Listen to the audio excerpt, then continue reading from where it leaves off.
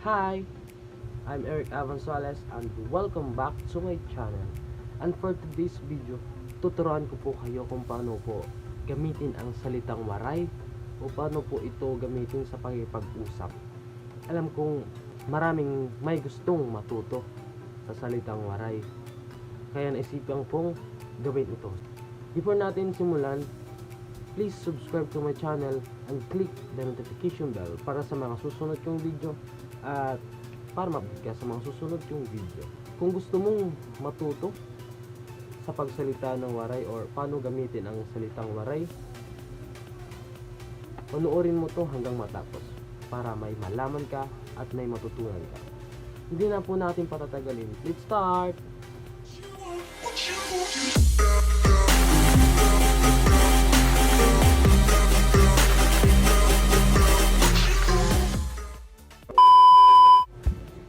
So, sisimulan po na natin.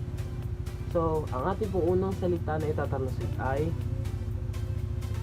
mahal kita. Mahal kita sa Tagalog, sa waray naman ay hinihigugma ko ikaw.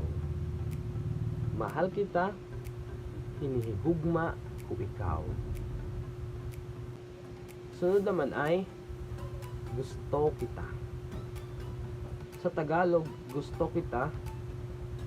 Sa waray naman ay karuyag ka na. Karuyag ka na. Sa Tagalog, gusto kita. Sa waray naman ay karuyag ka na. Sunod, sino ka? Sino ka? Sa waray naman ay hino ka. Tagalog, sino ka? Sa waray naman ay hino ka. Yun. Sunod naman ay ilang taon ka na. Ilang taon ka na sa Tagalog. Sa waray naman ay PERA na itim edad. PERA na itim edad. So yun po. Ang susunod naman ay taga saan ka. Taga saan ka. Ang sa waray naman ay taga diin ka. Sa Tagalog, taga saan ka.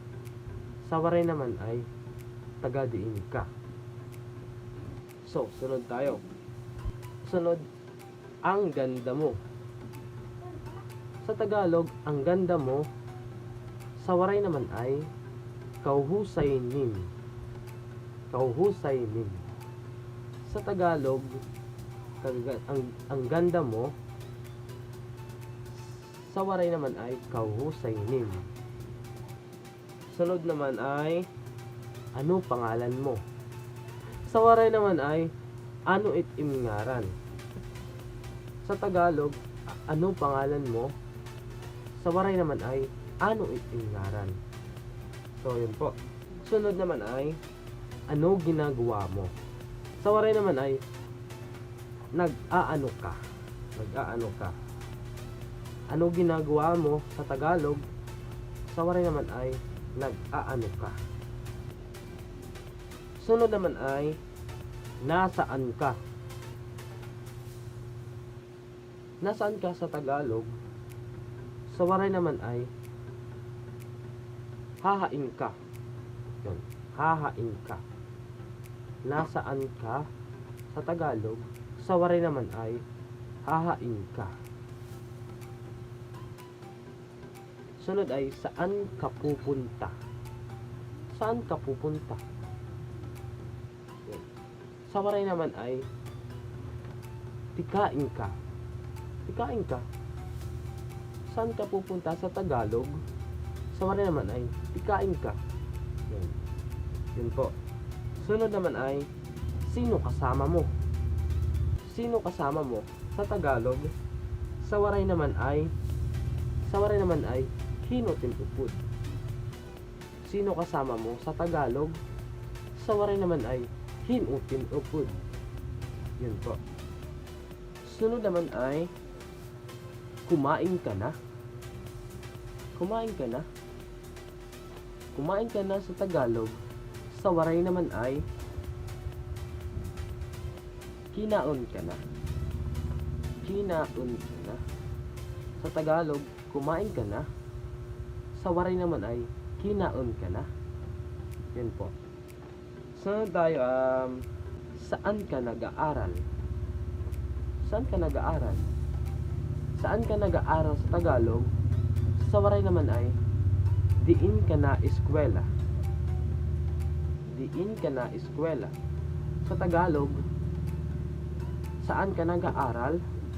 Sa Waray naman ay diin ka na eskwela. Yan po. Last po tayo. Gusto mo ako? Gusto mo ako? Gusto mo ako? Sa Tagalog, sa Waray naman ay KARUYAG. Gusto mo ako? Sa Tagalog, sa Waray naman ay KARUYAG. So, dun po natatapos po ang ating Tagalog to Waray tutorial. Please comment down below kung mayroon pa kayong gustong malaman, kung ano po yung gusto nyo, yung mga salitang gusto nyo pang malaman sa Waray. At para i-tutorial ko sa next video ko, comment lang kayo at gagawin po natin ang video yun. So, bago natin tapusin tong video, please subscribe to my channel and click the notification bell para sa mga susunod kong video at para ma-update ka sa tuwing ako'y mag-upload ng video ko. Salamat sa panonood and bye-bye! Thank you for watching. Ingat ka palagi. Bye-bye!